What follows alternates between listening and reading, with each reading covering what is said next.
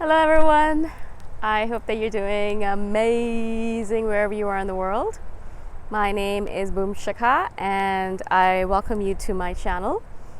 As always, I'm so grateful that you're listening, subscribing and commenting. I really appreciate the support.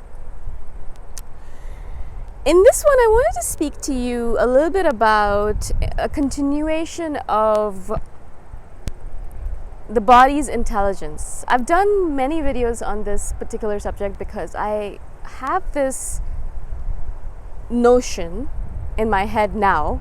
I haven't had it for the longest time, but I do believe now that our body's intelligence is much more powerful and much more accurate than what our mind thinks. So our mind's intelligence, or our brain intelligence, or whatever you want to call it.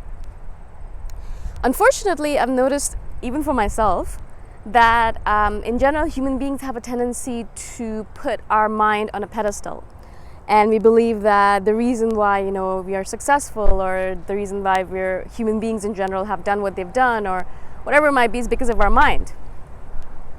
Partly yes, this is true. Partly yeah, we are the dominating creature on the earth because of our mind, because of our prefrontal cortex, because of language as well, because of our mind, and because of tools, which is again because of our mind. And so there are a lot of reasons why our mind is very useful, in some ways, shape or form.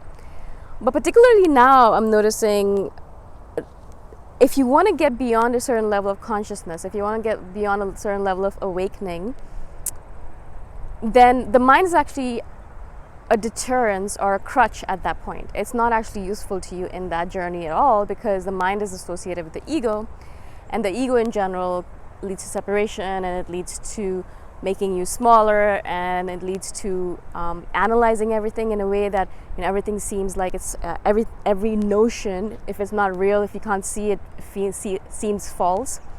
So there's lots of reasons why I believe that as time goes on and as your awakening process goes higher and higher, you realize that the mind is actually a handicap. It's not the best tool in the world as you imagine it would be. It's not one of the best things that ever happened to you since sliced bread. It's not like your ultimate power, your ultimate superpower. In fact, there's other superpowers that we should be focusing more on, like intuition, or the subconscious, or things like that. But in general, as I said, I'm realizing, as my notion says, that the body's intelligence is stronger, more powerful, more intelligent, more useful to us, especially if you're living in the Western world, and you are, which most of us are, and if you have a reasonably stable lifestyle, so that you don't have to worry about war or famine or droughts or things like that.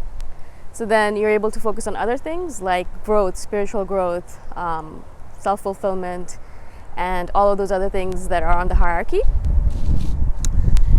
on Abraham Maslow's theory of our hierarchy. And so what I was thinking is that a lot of people actually will say to me that they don't believe that something that I say is wrong, is true.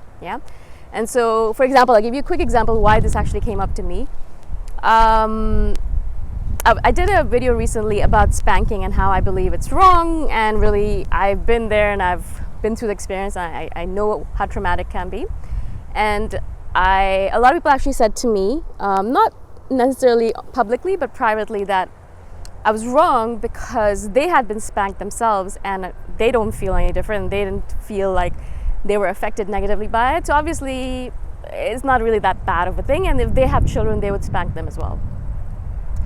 Now, instantaneously my hackles rose up, because I'm like, whoa, really? You were spanked and you'd still spank someone else? Anyways, that's okay. But then I started thinking, why is this person so against the idea that spanking could actually be bad for you, or actually a wrong thing? Why don't they believe that beating a child who's much smaller than you, much more powerless than you, much more weaker than you, would result in some kind of trauma for the child? Why don't they believe that? And so as soon as I started thinking about that, instantly the answer came to me, is that they believe in the power of the mind over matter, all that stuff. And they believe, their mind has told them that everything's okay. You're fine, everything's great, you're good, nothing happened, you're actually very successful, and because of the beating, you're actually a type A personality that goes faster at what they want, and they're more successful, and you're smarter because of it, and you have less stress for people, which makes you more successful in other ways and things like that. So our mind instantly pipes up and tells us, these are all the different ways that it actually works out really well for you. And if you were going to spank your children, you would make them successful, right? What happens in that regard, in that scenario, is that we forget that the body stores trauma in a different manner than the mind. The mind actually it's very easy for the mind to forget what's happened. Very easy for the mind. And you probably have heard of many stories where, and you probably know of stories yourself where, you had completely forgotten that something traumatic had happened because you completely ignored it. You stuffed it down in the back of the mind and you were like, well, it didn't happen, and so it didn't happen, right? And so the mind is very good at convincing us, which is, I guess, one of the good qualities of the mind. It's very good at convincing us that something is not traumatic, or something bad didn't happen, or something is not terrible. And as soon as the mind tells us this, because we believe in the mind so much as human beings, we believe in its power and its efficacy, we realize, or we believe, that it's true. We think that's actually telling us the truth.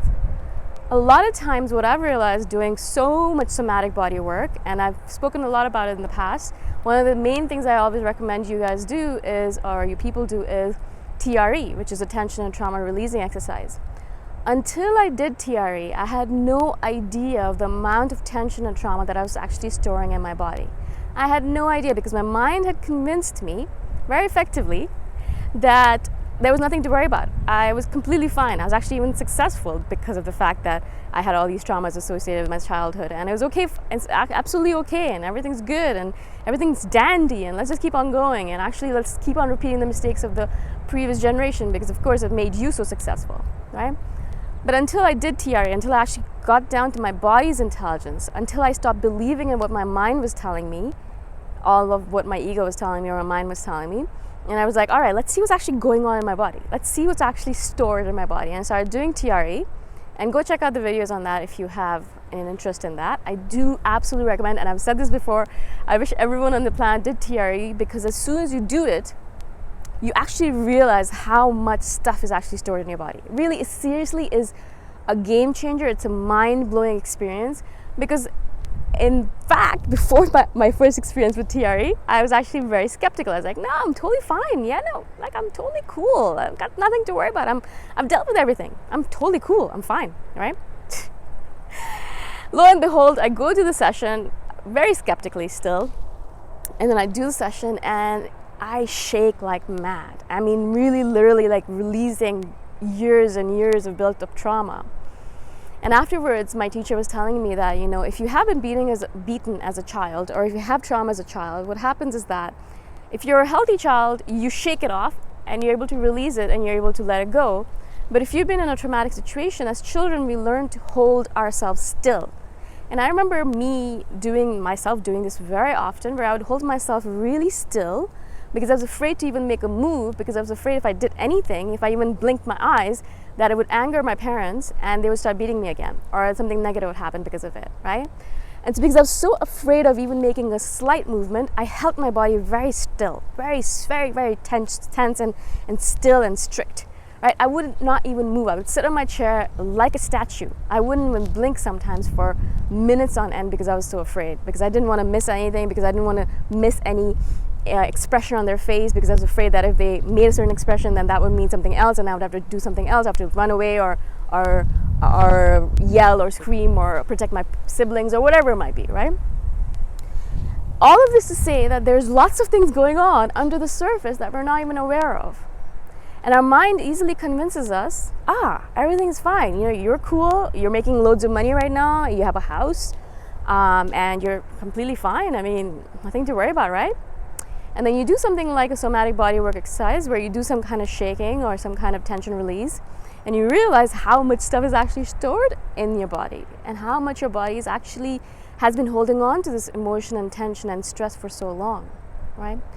And so, not to say that perhaps you're right, perhaps there's nothing wrong with spanking, right? But for me, I realized that there's a lot more to the story than our mind realizes. And a lot of you are probably thinking from the level of the mind. Like, well, it feels fine, so it should be fine, right? Yeah. Look at your body.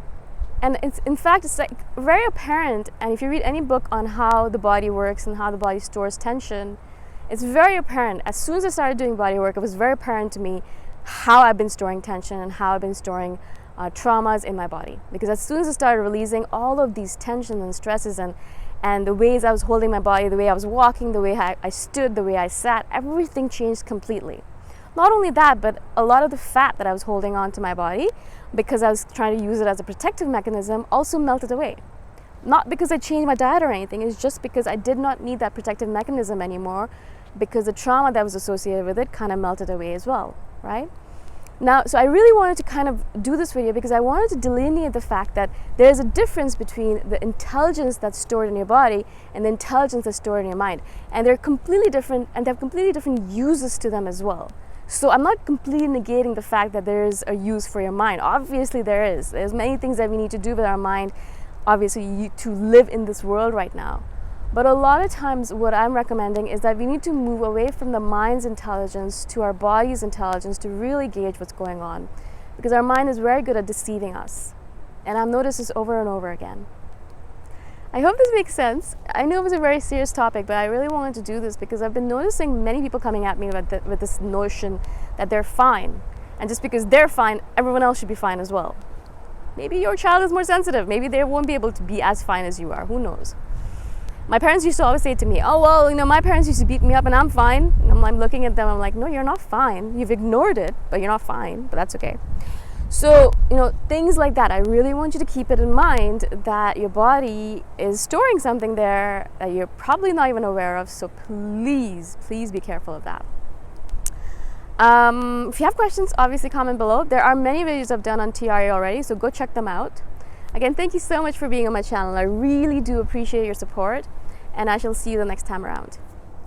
Bye for now.